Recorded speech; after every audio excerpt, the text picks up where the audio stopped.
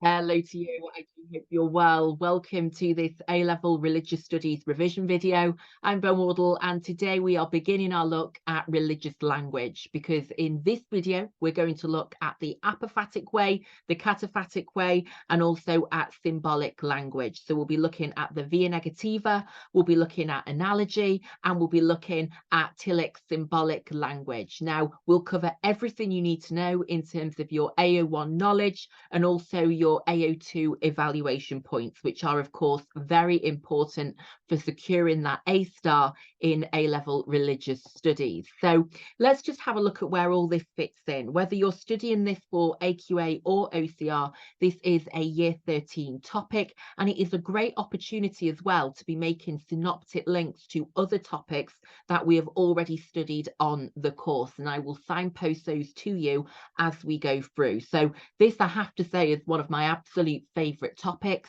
And so, we're going to cover everything you need to know about religious language in this video and also in the second video. So just to be really clear about what we're going to cover today, we're going to start with a quick overview of the difference between cognitive and non-cognitive language. We're then going to have a look at the apophatic way, at the Via Negativa, that belief that you can't say anything at all, in positive terms at least, about God. And of course, that is all about avoiding anthropomorphism and preserving the transcendence of God. But of course, the key criticism of that we hear from W.R. Inge is that it leads to the annihilation of God, that if you can't say anything at all about God, then what actually is the point of believing in God? You completely lose that connection with God. And of course, we know that, the world religions today do speak positively about God. They do use, for example, the cataphatic way, the Via Positiva, the idea that we can say positive things about God. And our key example that we're going to look at today is analogy. So we'll be looking at Aquinas's two different types of analogy, the analogy of proportion and attribution, and we'll be evaluating analogy as an approach to religious language. And then finally, we'll be looking at Tillich's idea of symbol. So we'll be looking at how you can use symbolic language to talk about God. And then we'll bring all of that together by comparing the approaches. So we'll be considering whether the Via Negativa, analogy, or symbol is the best approach to religious language. And then, as you can see in the second video in this series, we'll then be having a look at the verification principle, the falsification principle. We'll be looking at responses to both of those, and we'll be looking at Wittgenstein's language games. So lots to talk about in the next two videos on religious language. So thank you for joining me. If you would like to get the PowerPoints, you can do so by clicking on the link in the description box below. And then, you can print those out and use them as part of your ongoing revision. So let's get started, shall we, with just a quick introduction to some of the important scholars we'll be meeting in today's video and also in the second part of this series. Because remember, for an A star, you need to ground every paragraph you write in a scholar and what they've said.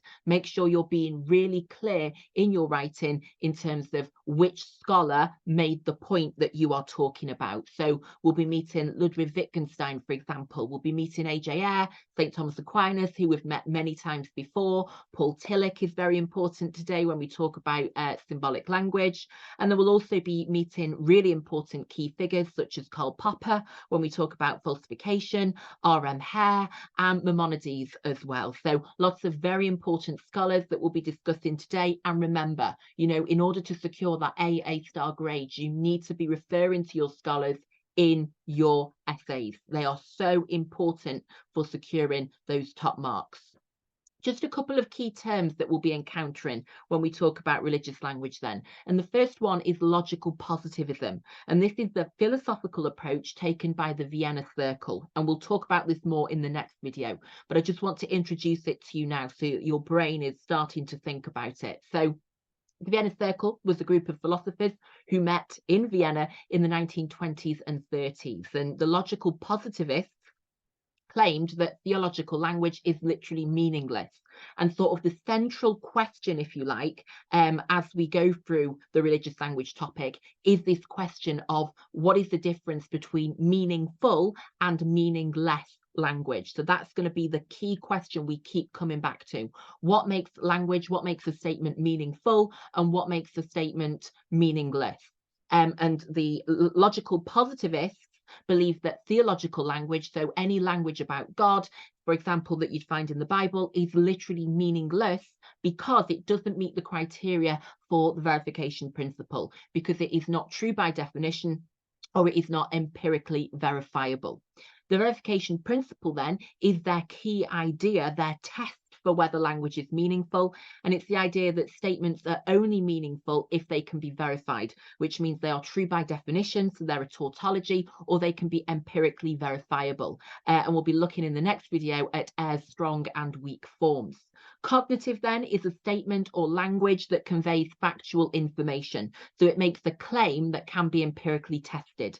And most cognitive statements are what we call synthetic. They are shown to be true or false depending upon experience.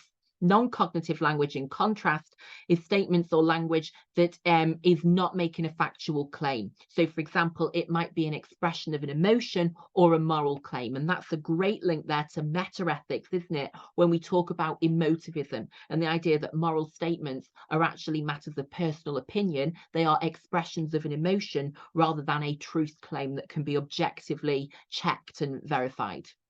Falsification then, the falsification principle is the idea that statements are factually significant, that they are meaningful if there is some form of evidence which could falsify it. And a key criticism of religious language and religious people is that their statements about God are not falsifiable, because religious people do not, or they're not prepared to, falsify their claims about God. Instead, they qualify them. And that's why, as Flea says, there is then the death of God by 1,000 qualifications, because they are constantly shifting the goalposts rather than being prepared to falsify their religious claims and their statements about God.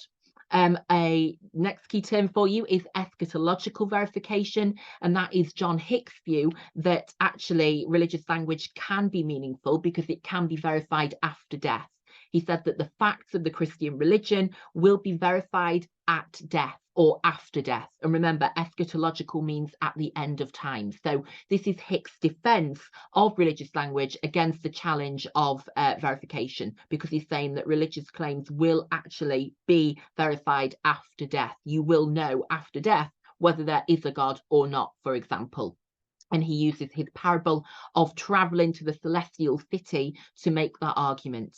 A blick then is Hare's idea of a framework of interpretation. It is a view of the world that is non-cognitive and non-falsifiable. A language game is Wittgenstein's term for the idea that language has meaning within a particular social context, with each context being governed by rules in the same way that different games are governed by different rules.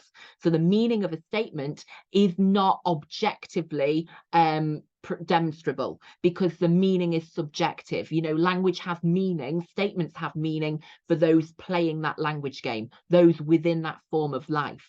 So, you know, for Wittgenstein, the key thing with language is the context in which it's being expressed. So, you know, religious statements, for example, have meaning for those playing the theistic language game and operating within that religious form of life. And so somebody outside of that form of life, somebody playing a scientific language game, for example, cannot then come along and critique religious claims, because, you know, they're outside of that language game, they're outside of that form of life, so they shouldn't come along and get involved. It's a bit like somebody who is an expert on rugby coming along and trying to apply the rules of rugby to a football match. You know, people would say, get out the stadium, you don't know what you're talking about. And for Wittgenstein, you know, language is all about context. It's all about, you know, what has meaning within that bubble, within that form of life, for people using that language, you know, within the worldview that they hold, within the world that they live in. He famously said that the limits of my language are the limits of my world, and that philosophical problems arise when language goes on holiday. You know, really emphasizing just how important language is for constructing meaning and conveying meaning for people in the world today. Analogy then, which we will be talking about today, is the attempt to explain the meaning of something which is difficult to understand by comparing it with something that is more securely within our frame of reference. So it's about moving from our understanding of one thing to help us understand something that goes beyond our everyday understanding and our everyday experiences. And it's very much seen as the middle way between univocal language and equivocal language. And we'll be looking at Aquinas's examples today. And of course, we'll be evaluating them as well. And then finally, we are going to look today at the Apophatic Way, also known as the Via Negativa. It's from the Greek word to deny. And this is the idea that we deny any positive description of God. So we deny that it's possible to talk positively about God. So it's seen as the negative way. You can only say what God is not rather than speaking in positive terms. You can only say that, God is not human. God is not mortal, for example. And then it's this process of elimination where you chip away to an understanding of God by saying what God is not, by ruling things out. And as I say, it's about avoiding anthropomorphism and preserving the transcendence of God. And then finally, the cataphatic way, also known as the Via Positiva, is the idea that we can speak positively about God. And that comes from the Greek for affirmation. So we can say positive things. If you think that words of affirmation are positive words of encouragement. And so the cataphatic way, the Via Positiva, is the idea that we can talk about God in positive terms.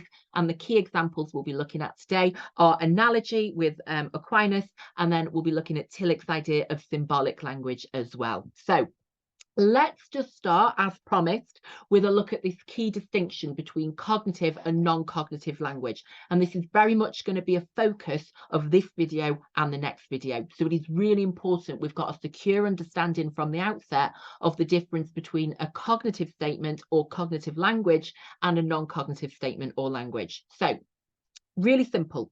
Language is cognitive if it conveys factual information. So if it makes a claim that can be proven either true or false. So most cognitive language, as we've said, consists of synthetic statements. They can be shown to be true or false depending upon empirical evidence. So it's where you're making a factual claim, basically, and someone can then go and check whether that is true or false. So, for example, the Houses of Parliament are located in Westminster. That is clearly a cognitive statement because I can check whether that is true or false. It is objectively right or wrong. Now, the statement itself doesn't have to be correct. So if that statement said the Houses of Parliament are located in Windsor, for example, that would still be a cognitive statement because I can go and check it for myself. A cognitive statement, cognitive language, is where it's making a truth claim that is either true or false. So it's making an objective claim that is either true or false. It is right or wrong. So it's something that I can go and check, I can go and test, using empirical observation, using scientific inquiry, for example. Whereas in contrast, non-cognitive language or non-cognitive statements are those that don't attempt to convey factual information or make factual claims. So instead, they convey an emotion, for example, they give an order, they make a moral claim, or they express a wish. So for example, I don't like it when people steal. That would obviously be non-cognitive because, you can't go and check whether that is right or wrong. I'm expressing a personal view. So it's something that is subjective to me. So I want to just give you some concrete examples and a little task to have a go at.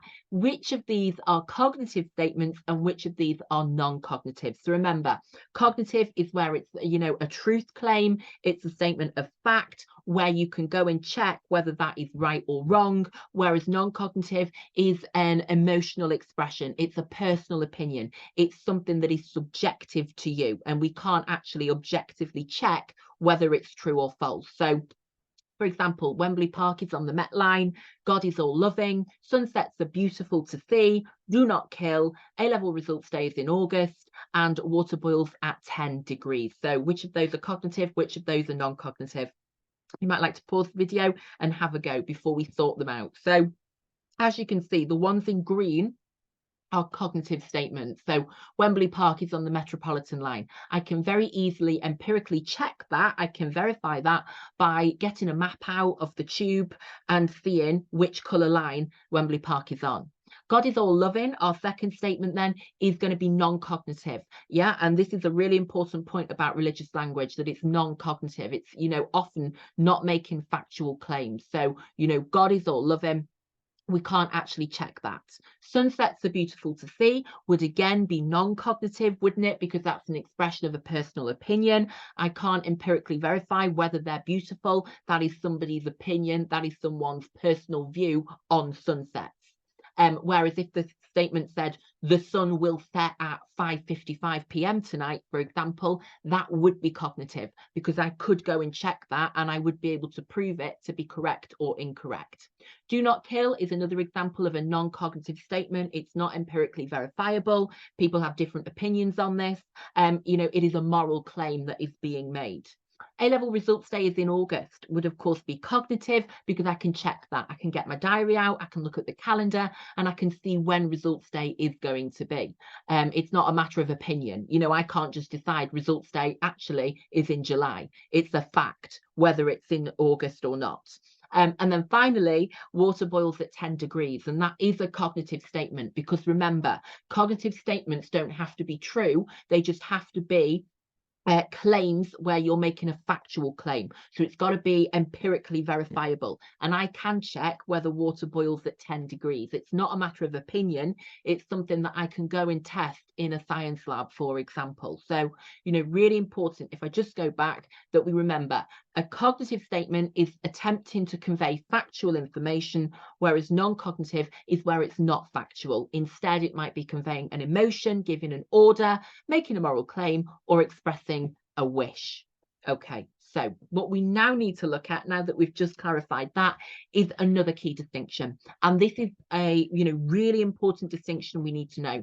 It is between the Apophatic Way, also known as the Via Negativa, and the cataphatic way, also known as the Via Positiva. So these are our two different approaches to talking about God in religious terms. So the Apophatic Way, as I say, the Via Negativa, the idea that you cannot speak in positive terms about God.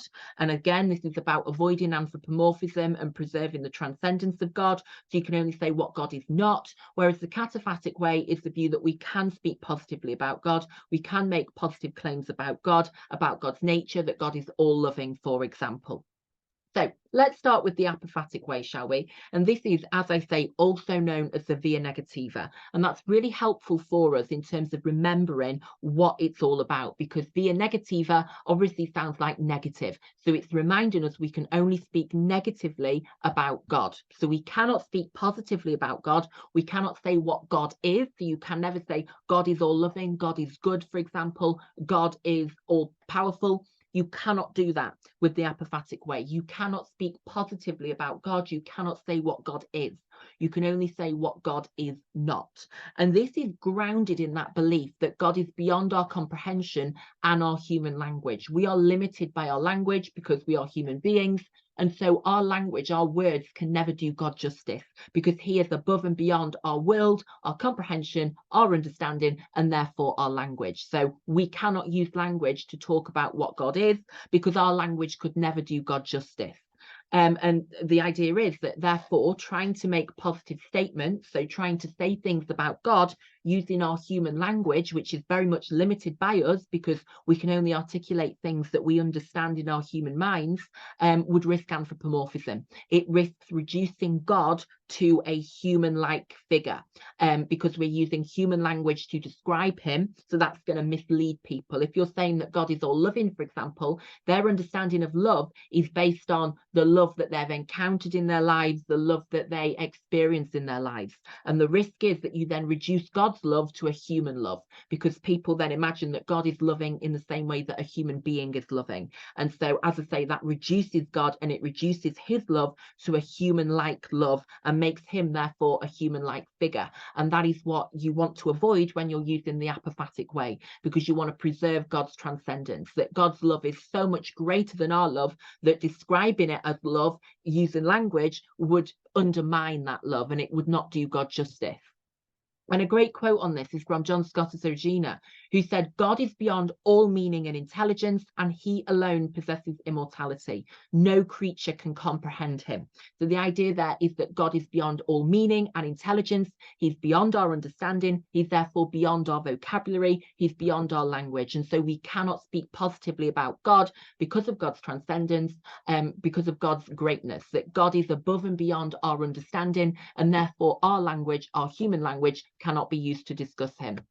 On the other hand, then, we have the cataphatic way, which is, of course, used by religions today. If you look at the Bible, the Quran, for example, they make positive claims about God. The Gospel of John says that God is love. You know, Muslims believe that there are 99 names of God. So religions today do believe they can say something about God. And we're going to look at the examples of analogy and symbol as our examples of the cataphatic way. So this is the idea that we can speak positively about God. So whereas with via negativa, we remember it because we're saying via negativa equals negative. You can only say what God is not. So God is not a car, God is not a dog, God is not like us.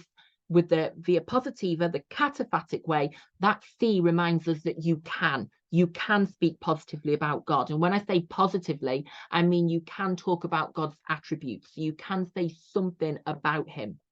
And our first example of this is going to be analogy, which is comparison between two things in order to help us understand the less familiar things. So, you know, Aquinas is going to use his analogy of attribution and proportion, for example, where you move from an understanding of things in this world to understanding something that is outside of the world, which is God.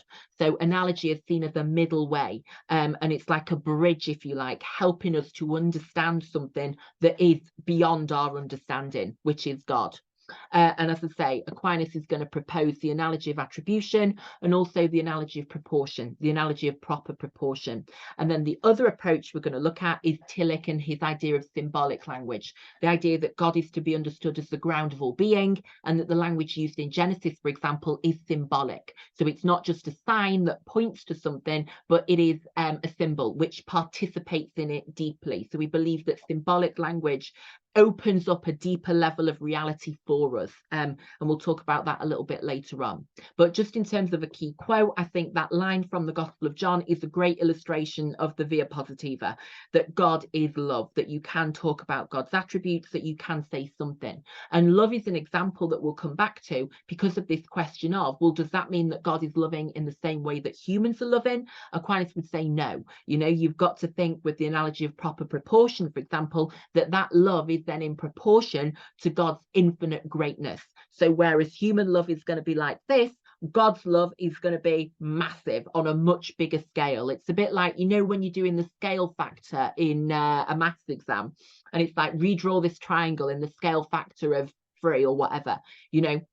So God's love is of a much greater proportion, a much higher proportion, you know, it's scale factor infinite. So we'll be looking in today's video at the apophatic way and the cataphatic way, as well as evaluating them, of course, and then we'll be making that judgment. Should you be sticking to the via negativa? Should you enter a cloud of unknowing and have faith in God despite not being able to speak about him in positive terms? Or can we actually say something, whether that's through analogy or symbolic language? So let's start with the apophatic way, shall we? And our key thinkers are going to be Pseudo-Dionysius and Maimonides. So let's have a look. Now, we're going to trace this all the way back to ancient Greece. And with so many of these topics for A-level religious studies, you know, we have this link back to ancient Greece. Because remember, you know, all of philosophy and so much of theology is just a series of footnotes to Plato and Aristotle. You know, there's a saying that if you go on Wikipedia and you click on the first link on every article, in about 99% of cases, you will end up on the philosophy page. Yeah. So everything that we study in schools today, everything that we talk about and believe in modern society today, you know, 9 times out of 10, we can trace that back to the ancient Greek philosophers, excuse me, in particular, Plato and Aristotle. And this is another one of those topics where we can trace the origins of an idea all the way back to Plato and Aristotle. So with this, we're going to go back to Plato and his idea of the form of the good. So you may remember that from the ancient Greek influences section of the course, that Plato believed in the form of the good, and that was quite influential, along with Aristotle's idea of the prime mover, on religious beliefs about God. And he believed, in terms of the form of the good, that the form of the good was beyond human description. Remember, he believed that human beings are limited by their senses. He believed that our bodies are a source of endless trouble for us. So we are completely limited by our bodies. Our souls are kept as prisoners in our bodies, and they want to return, don't they, to the realm of the form. So he believed that human beings cannot describe the form of the good, because the form of the good is perfect and we are imperfect. Our bodies are a source of trouble for us. Our senses deceive us, they mislead us, and they don't ever help us understand the truth.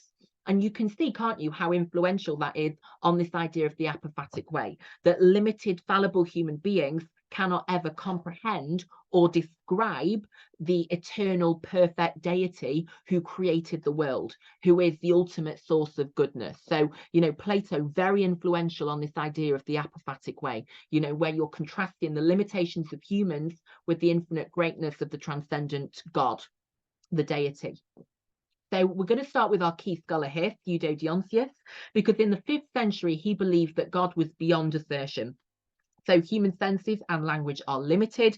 The limits of my language are the limits of my world, as Wittgenstein would later say. And so to make positive statements about God would risk anthropomorphism. We would risk reducing God to being like human, because if we're using human language to describe God, we're reducing God to being human-like. And so only negative terms could be used to describe God, he believed, in order to preserve the mystery and the otherness of God.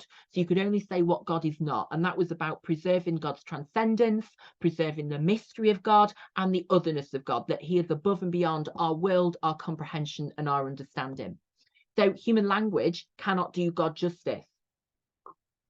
It is inadequate when it comes to describing the omnipotent, transcendent God. It simply cannot be used. We cannot speak positively about God. Now, as I said before, a great quote on this is from John Scotus Erigena, who said, "We do not know what God is. God is beyond all meaning and intelligence. No creature can comprehend God." So, that emphasizes that our language, which is produced by human beings, cannot do God justice. It cannot articulate what God is. It is inadequate when it comes to God, who is above and beyond our world, our universe, and our comprehension. And so the apophatic way is based on this belief that humans cannot know or understand, and therefore they cannot articulate positively about God. And it is all about avoiding misconceptions about God, so reducing God to having human-like characteristics, and anthropomorphism. So instead, we must enter, someone who follows the apophatic way would believe, the cloud of unknowing. So, belief, faith is about having faith, blind faith, if you like, taking a leap of faith, you could say, despite not having empirical or observation-based descriptions available to you. It's about entering the cloud of unknowing. So having faith that even though you can't positively describe God, he is still there. And he does love you, even though you can't articulate anything positive about him. And that's emphasizing that God is wholly other. He is outside of space and time. He is outside of our understanding. And so he cannot be spoken about using our language. Now, another key philosopher was the Jewish philosopher Moses Maimonides, who believed that the only positive statement that can be made about God is that he exists. So whereas Dionysius said we can say absolutely nothing at all, Maimonides said that we can say something. The one thing, though, is that God exists. Every other description about God must be negative, so as that we ensure we're not being improper or disrespectful. So, we have to avoid any positive descriptions of God, because that's about preserving his transcendence and preserving the mystery of God, but also about avoiding disrespect by reducing God to being human-like and using human language to describe him. Now, Maimonides used a really good example of a ship to illustrate that the apophatic way can still lead to some knowledge and understanding of God. And, the key criticism is going to be the idea that if you can't say anything about God that's positive, why do you believe in God? You lose that connection with God. There's absolutely no point having belief in a God that you can't talk about, you know? It leads to the annihilation of God, as W.R. Inge says. However, Maimonides says that we can still know something even if we can't speak positively about God. And that's by using a process of elimination, for example, of by saying what God is not, and that allows us to chip away and develop some understanding of what God actually is. So he uses the example of a ship. So you can gain knowledge about a ship by saying what a ship is not. So you could say, for example, a ship is not a mineral, a ship is not a plant, a ship is not a natural body, etc. And by doing this, we gain some knowledge of what a ship is by saying what it is not. But when we then apply this to God, that means we can gain some knowledge about God without being disrespectful, without risking anthropomorphism, and while still preserving the mystery and the otherness of God. So let's have a look at what people think is good about this, our strengths. So we're thinking about our AO2 now, of course. And then let's look at the criticisms. What are the problems with this? And why might somebody say, actually, we do need to speak, and we can actually speak in positive terms about God? So in terms of your strengths, the first one is that it avoids that anthropomorphism, doesn't it? It avoids you reducing God to being human-like by using human language to describe him. You know, if you start saying God is a father, the image of God in your head then is of a male adult, and of course, you know, that then suggests that God ages, that God will then become frail, that God is fallible like a human. And so the idea is that, you know, the apophatic way avoids any of that anthropomorphism. You don't end up reducing God to being a human-like figure. It allows you to preserve God's transcendence and God's infinite greatness. So, you know, really important that it avoids you developing this human-like understanding of God if you use, you know, human language to describe him. It's more respectful, you could say, in its approach. So, you know, it avoids you then developing a caricature of God. It stops you from, you know, mislabeling or misunderstanding God. It preserves his otherness. It preserves his transcendence. And so it could be seen as more respectful. You could also say that it fits with religious experiences. So I mentioned before that there's lots of synoptic links to make in this topic. And one, you know, and this is a really great way to make the links actually, is with religious experiences. You'll remember that one of William James's 4 criteria for pint is ineffability. The idea that these religious experiences go beyond what human language can articulate and explain. He said, inarticulate they remain.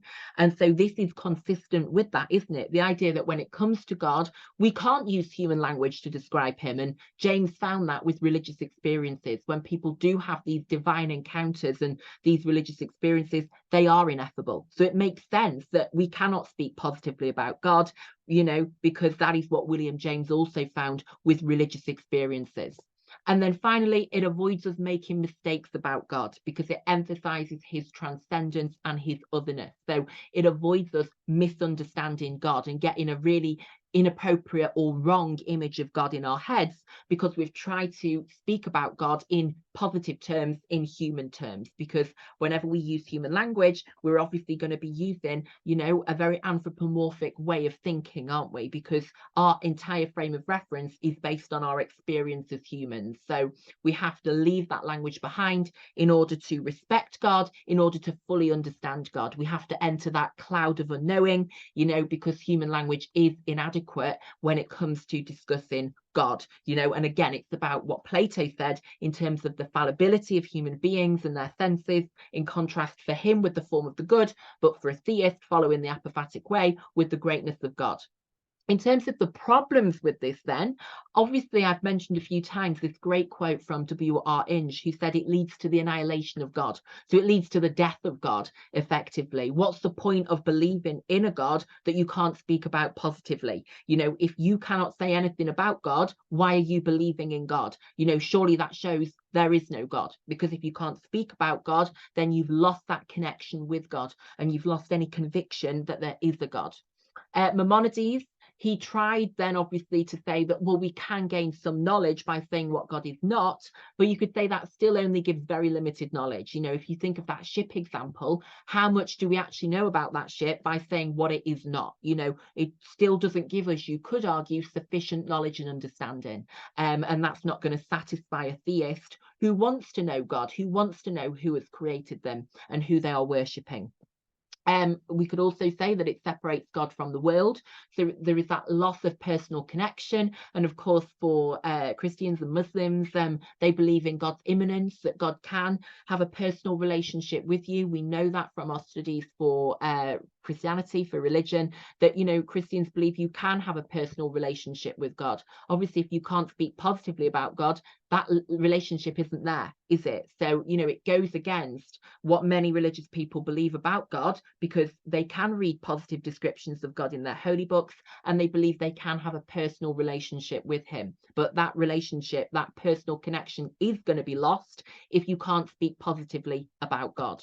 And so that leads to that final point, that all religions today do speak about God in positive terms. If you open your Bible, you open your Quran, you're going to see positive descriptions of God. You're going to see descriptions of his nature and his attributes. So you could say it's inconsistent with, you know, the approach taken by the majority of the theistic religions today. So we've got obviously a balance there of your strengths and your weaknesses. Do remember that in a AO2 question, you'd be expected to reach a conclusion. Do you think the Apophatic Way is successful because of the fact that it avoids anthropomorphism, it's more respectful, it emphasizes God's transcendence, and it reflects the ineffability of religious experiences and God? Or actually, is it flawed? Do the weaknesses of it outweigh the strengths, because it leads to the annihilation of God, the loss of that connection, and it is inconsistent with how religions speak about God today? So that's our look at the Apophatic Way. We're now going to have a look at the cataphatic way. So for those who do believe we can speak positively about God, and remember that is the majority of theists in the world today, they have to find a way of doing this. So how do we actually say positive things about God? And we're going to look, as I've mentioned, at analogy and symbol. So with analogy, we're looking at St. Thomas Aquinas. And this word analogy is the idea that words, when applied to God, have a partial resemblance to their normal use. So it's seen as a middle way between univocal language and equivocal language. So let me just tell you what they mean, and then we can focus on why analogy is seen as the middle way between them. So univocal language, uni obviously means, if you think of universe, all, doesn't it? All one. So to unite means to become one, doesn't it? So words in this context, when applied to God, have the same meaning that they have in their normal context. So if you're using language to describe a person, and then you're using language to describe God, for univocal language, you're using it in exactly the same way. So if I said, you know, my Father is loving, God is loving, I'm meaning the word love in the same way. So I'm, you know, using the same dictionary definition of the word when I'm talking about a person and God. And of course, the problem with that is that it risks making God sound human, because I'm then comparing the idea of having a loving Father in this world with God being loving. But univocal means the words have exactly the same meaning, no matter the context, no matter whether you're talking about humans or God.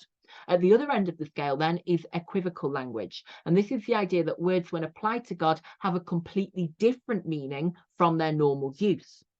So this is the idea that I'm saying my Father is loving and God is loving, but I'm saying, but in a completely different way. So, you know, the word love, when I've used it to describe my Father, is completely different to when I'm describing God. So, you know, you can't compare the two. So the idea there is that that results in no knowledge of God at all, because I'm saying I'm using the word in a completely different way. So if I'm using the word in a completely different way, I can't use my understanding of that word in that one context when I'm talking about my Father to, you know, bridge the gap, to help me understand what I mean by that word when I'm talking about God. So obviously the problem there is it leads to no knowledge of God, because I'm saying, well, the word on the surface is the same, but the meaning is completely different, and you don't know the meaning, and you'll never know the meaning. So that's a shame. There's no way of understanding it. So obviously you've got two extremes where, you know, univocal language risks making God sound human, whereas equivocal language results in no knowledge of God at all. So they are the two extremes, that it always has the same meaning versus it always has a completely different meaning. And then analogy for Aquinas is the middle way in between these.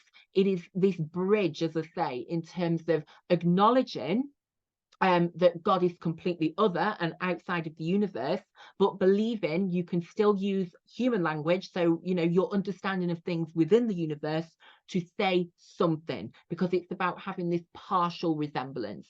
So hopefully, when we look at the two examples of the analogy of attribution and proper proportion, this will start to make a lot of sense. So, first thing to know is that analogy is something we all use quite often, don't we? It's an important part of everyday language. We use analogies in everyday speech to help people understand things they are unfamiliar with by comparing it to something they are familiar with.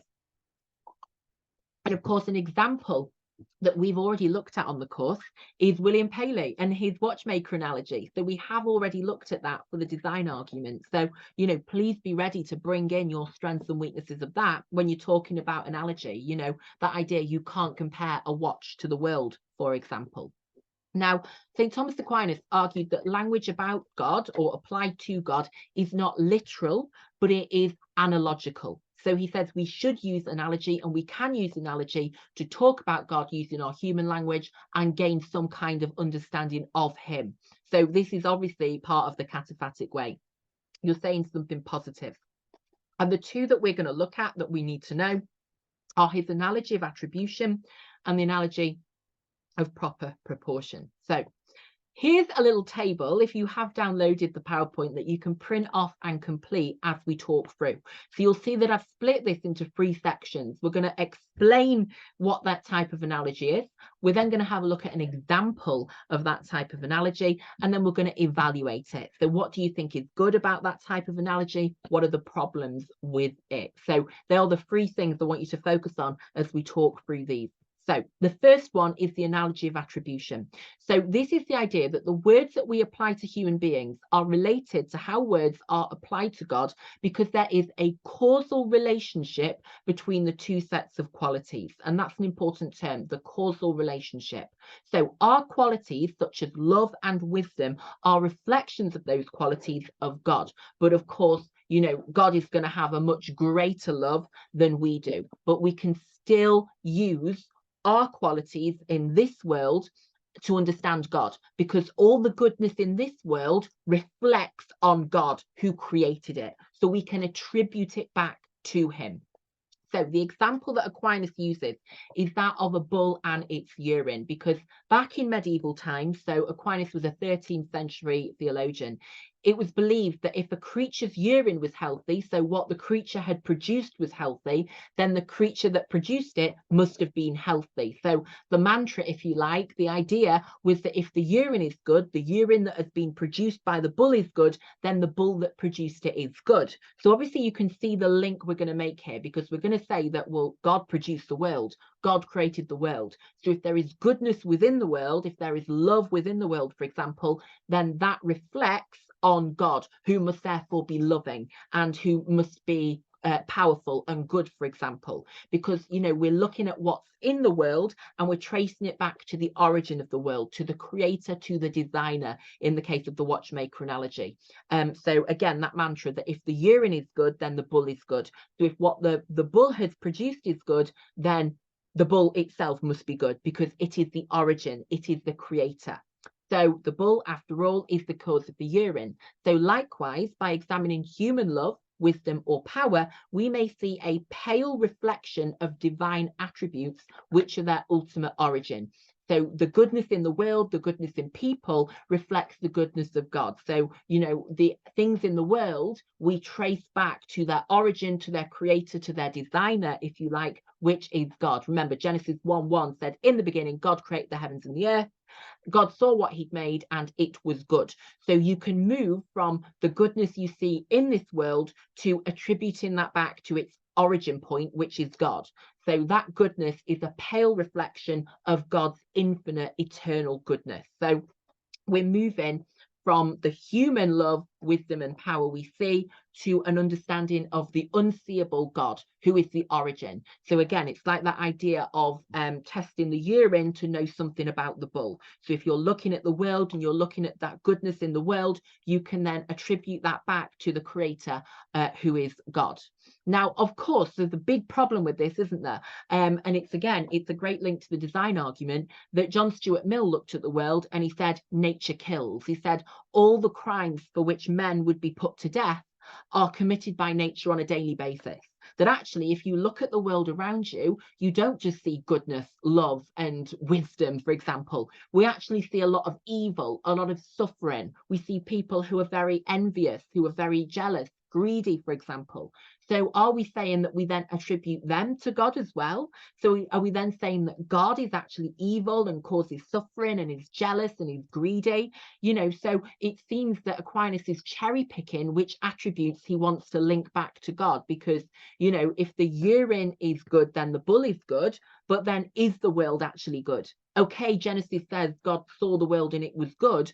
But actually, if we empirically observe the world today, is it good? So again, those criticisms that you've made for the design argument and Paley's design argument are very relevant here, because if we actually look at what God has made and we look at the qualities that are in the world, do they lead us to saying, okay, there must be a good God? Because actually, based on who you ask, some people would say there's a lot of cruelty, there's a lot of suffering, and you don't want to attribute that back to God if you believe that God is omnibenevolent.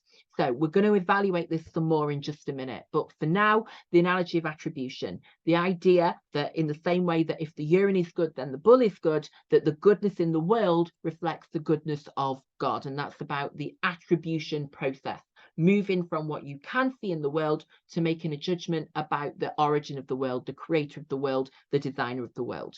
If we then look at the analogy of proper proportion, then this is the idea that the extent to which a being can be said to have certain properties is in proportion to the type of being we are describing. So this is where we're going to be talking about that idea of scale factor from your maths exams. I should really have put a picture of that on the board, although that probably would give me PTSD. So we're not going to do GCSE maths today, don't worry, guys.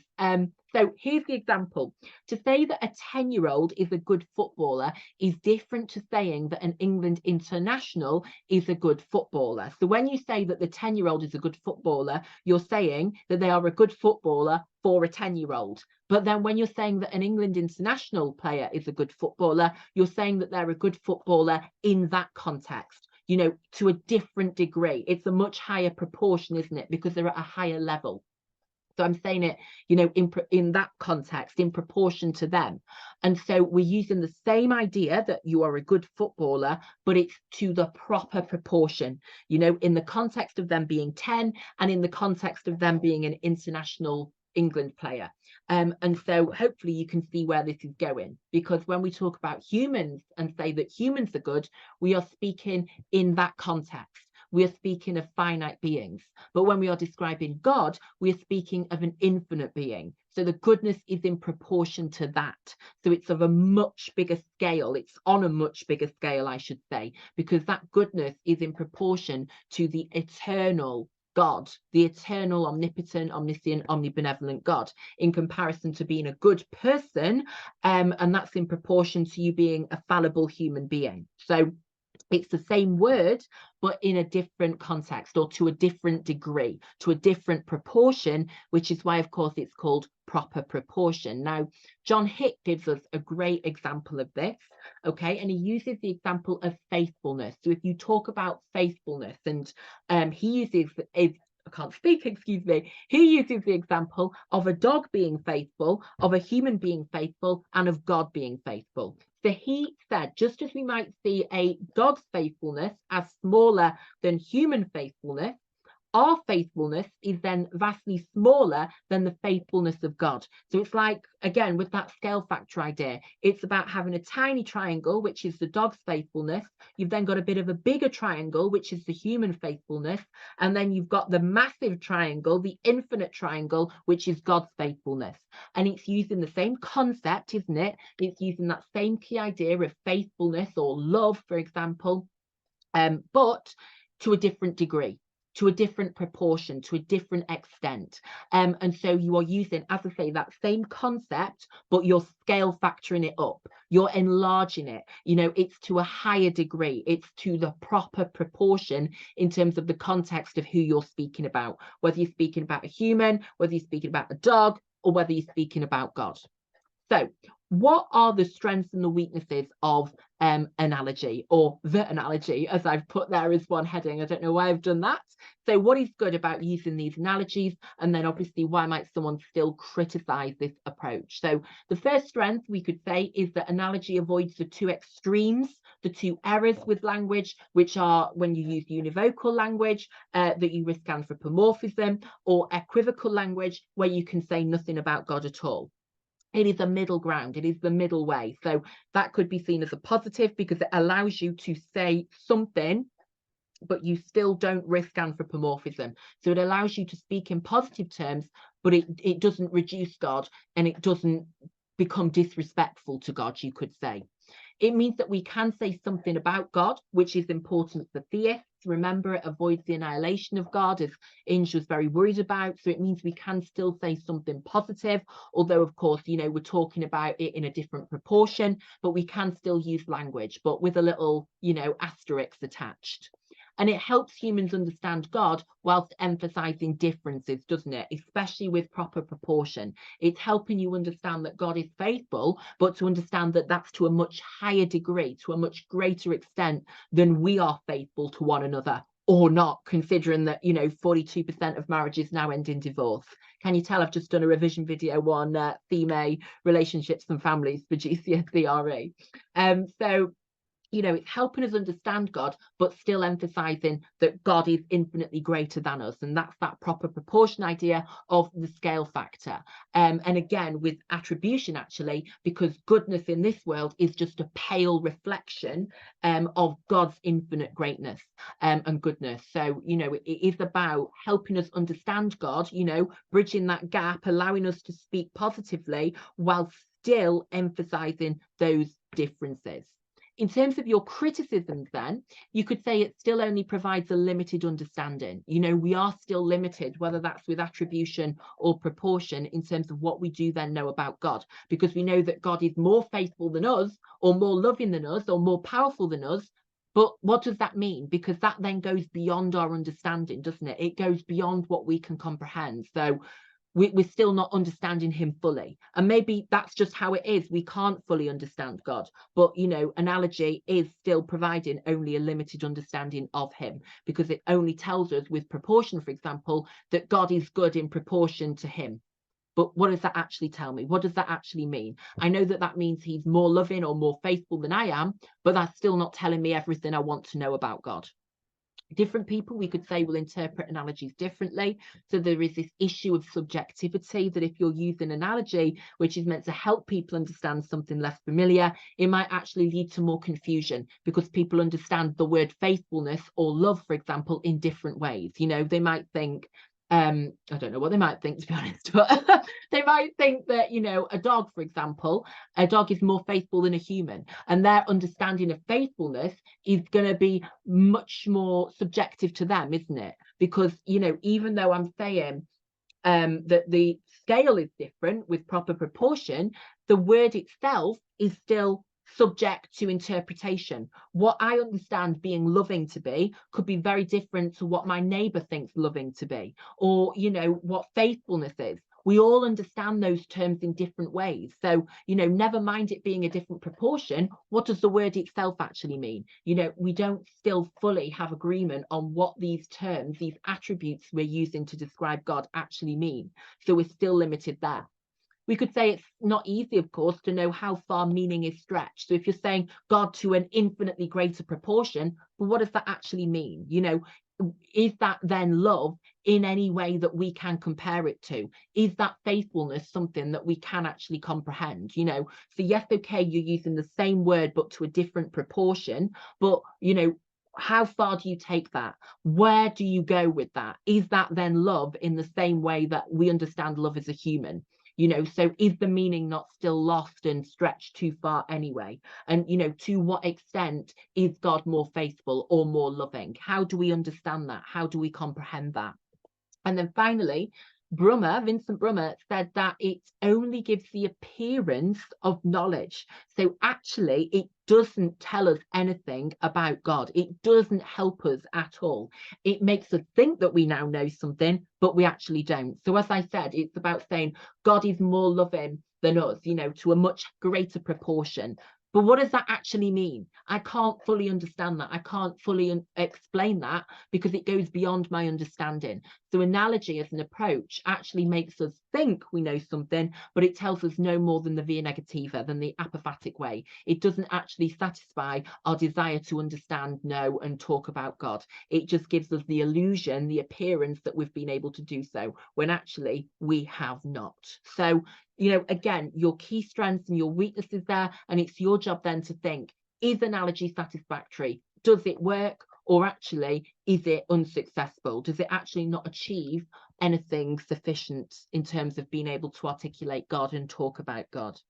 Okay, so we're going to move on to our final topic for today, which is Paul Tillich and symbolic language. So we're going to look at and then evaluate religious language as symbolic. Now, two important images on the screen there, really important images. Whenever you're thinking about symbolic language, you need to think about your traffic light, which is our example of a sign, and then our flag, which is our example of a symbol. So whereas with the traffic light, it's a sign, so it simply points you towards something. With the flag, it is a symbol, and we participate. So signs point you to something, whereas symbols allow you to participate in something. They open up a new level of reality. They unlock a door, as Tillich would say. So let's have a look at what I mean in terms of signs versus symbols. So for Tillich, there is a difference between signs and symbols. So a sign points to something. For example, the red traffic light points you to stop. Okay, and that's it. We don't participate that any further. It doesn't unlock something within me where I say, oh, I'm participating in the red light. It's, you know, it's connected with me on a deeper level. That went straight to my heart. That's given my life so much meaning and purpose. I just see the red light. I think I better stop or I'm going to get fined and crash into someone. That's it. However, the symbol goes further and actively participates in what it points towards. So, for example, the flag is not merely a sign that you are in Britain. It's not merely a sign that you are in the country. People feel very passionately about it, don't they? They wave that flag when they're on the mall for the King's coronation. They get the bunting out when they are feeling patriotic, you know. They see that flag and it makes them feel emotional. It speaks to their heart. They connect with it on a deeper level. It's part of their identity. It gets them very happy and, you know, they feel very excited about it. So, you know, it represents them. They participate in it. It's part of their identity, you know, whereas with the traffic light, they don't feel connected to the red light. They don't think, oh, that represents me. Oh, I feel spiritually renewed by the red light. So we could say the same as well about the poppy. Yes, so the poppy that people wear during November from the British Legion, it doesn't just point out the people who lost their lives. It is part of Remembrance Day. It adds to its meaning, doesn't it? It's a powerful symbol that contains a lot of emotion for people that, you know, they connect with on a really deep level. And this is the key distinction for Tillich, that some languages signs where it's just pointing you to something, so it's telling you something, it's directing you to something, but then other language, religious language, is symbolic and it unlocks the deeper meaning and it contains a lot more meaning for people. So, oh, and there's a poppy, just in case you were wondering. So he believed that symbols like the flag, the poppy, and talking about God open up, so it opens the door, new levels of reality that would not otherwise be available to us. So that language is a catalyst. That language is, you know, a key, if you like, that opens a new door. He said that it unlocks hidden depths of our own being. And he draws an analogy here with art. So, you know, if you're in a museum, you're looking at the Mona Lisa, for example, and when you look at that art, it's not just a sign. You don't just look at it and think there is a picture of a person or whatever. For people that like to appreciate art, it, you know, it unlocks the truth about themselves. They participate in it, don't they? You know, they feel that they've been profoundly moved by it. They've been inspired by it. I think that's the best word to use, that, you know, it contains a deeper truth that has illuminated their soul and has unlocked something within them, and their lives will never be the same after seeing that painting. So it enables us to grasp deep truths about the world and about ourselves. So he said every symbol is double-edged. It opens up reality and it opens up the soul. So it illuminates us to a deeper truth, and it also opens up our souls. So it connects with our hearts and something within us. So If we then apply this to God, so we've looked at obviously a flag and a poppy and a piece of art. Now let's apply this to God. So Tillich believes that we cannot speak literally of God. So God is not part of the empirical world and so can't be represented by literal language. The only statement that can be used of God, according to Tillich, is that he is the ground of all being. So that is Tillich's understanding of God, that he is the ground of all being. God is being itself, the source of everything. And therefore, and this is important, language about God cannot be literal, as human language is insufficient for him. So as we saw with the Apophatic Way, language about God does not do him justice. It is not sufficient. It cannot articulate his greatness. There is that idea again of the ineffability of God. Tillich is influenced in this whole idea of symbols by Carl Jung and suggests that symbols may emerge out of a collective unconscious. So they don't just focus or function on a conscious level, but they actually function on an unconscious level as well. So there's something much deeper, and they go much deeper. And he also believed, and this is important, that symbols can have a lifespan. So, they can come into fashion and they can go out of fashion.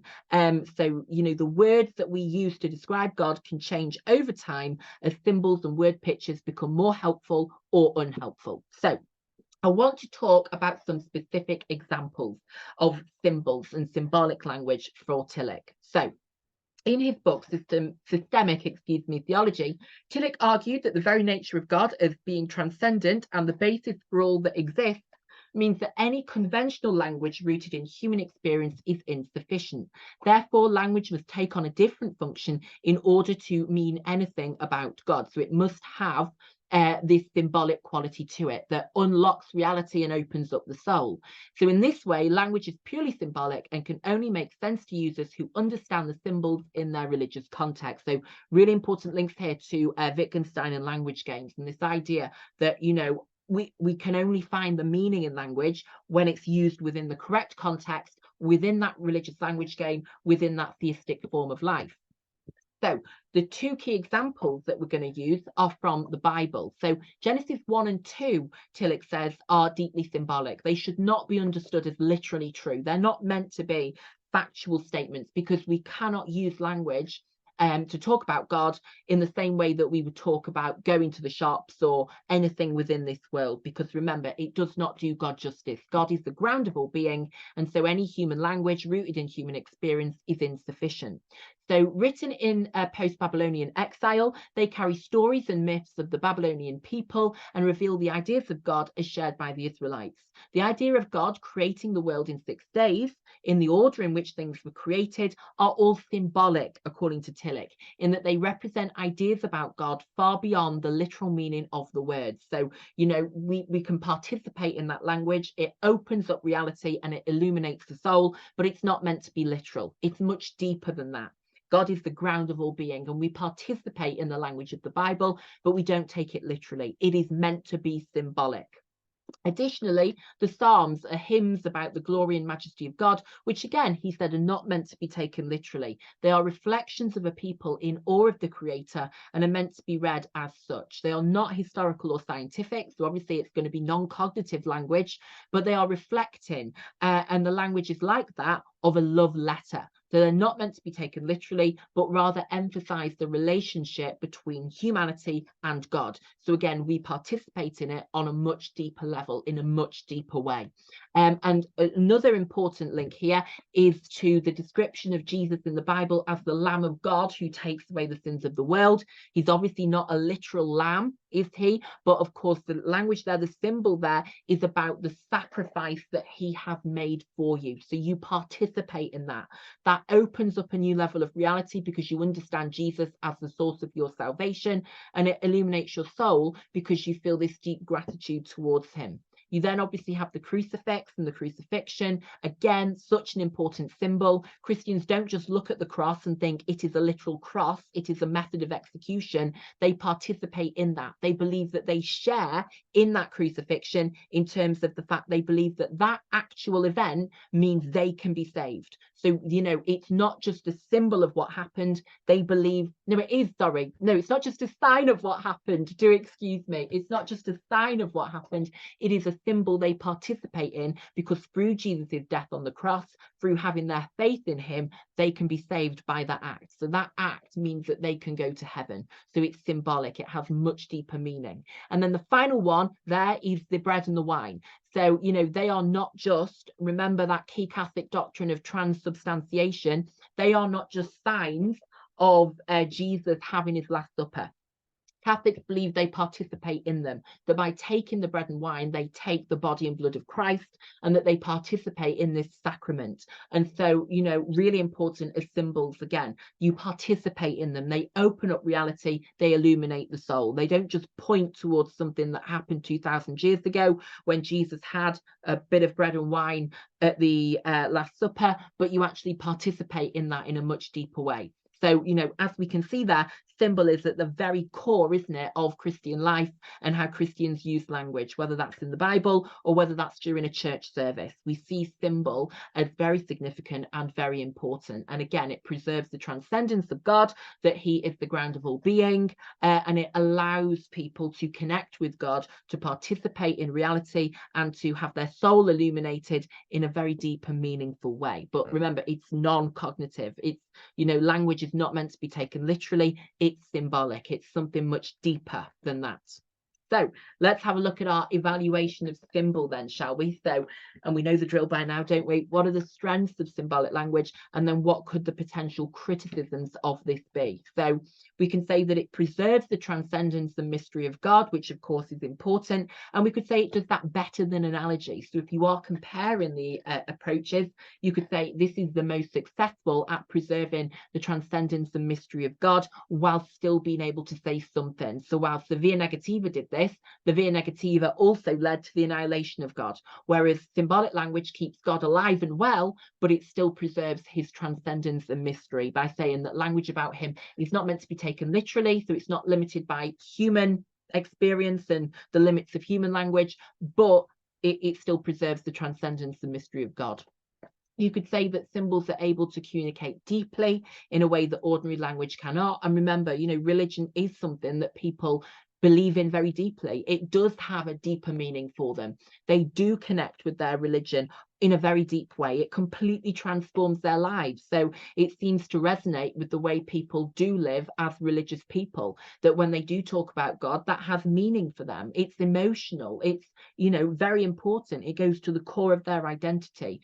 So it reflects, you know, the fact that when they're talking about God, it is something that's very deep and meaningful for them.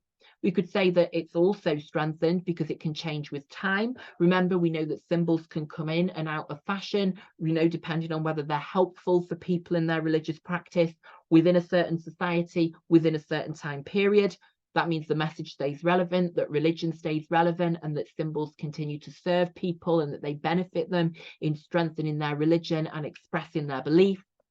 And as I said, it can, you know, reflect the deep meaningfulness language does have for believers who believe that the Bible is the infallible word of God, for example, who read the Bible every day, who worship, you know, in front of a crucifix. So it does seem to take seriously the meaning that language does have for believers. They don't see the Bible as like a textbook, for example, that is making factual claims. It has a much greater meaningfulness for them, if I can put it like that. However, in terms of our criticisms, so what could the problems be? Oh, symbolic language is culturally dependent and changes over time. So, of course, it could lead to misunderstanding, different people understanding symbols in different ways.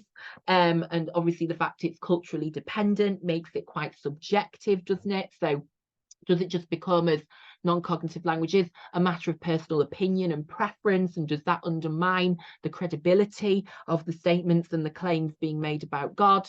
It is not clear how symbolic language participates in that to which it points. So, you know, Tillich has made a big point that it allows you to participate deeply, that it unlocks a new reality and it speaks to your soul. But how does that actually happen? You know, what is his evidence base for that you have this deeper kind of participation taking place? And of course, and this is an important point, and it also links us back to where we started today and where we're going to pick up in the next video, it is non-cognitive and it cannot be verified or falsified, which means it is seen as meaningless according to the criteria for verification and falsification. So that, of course, would be problematic when we start to look, as we will in the next video, at our 20th century influences. And that is it from today's video. Thank you for joining me. I'll see you for part 2 and have a great day. Thanks for watching. Bye-bye.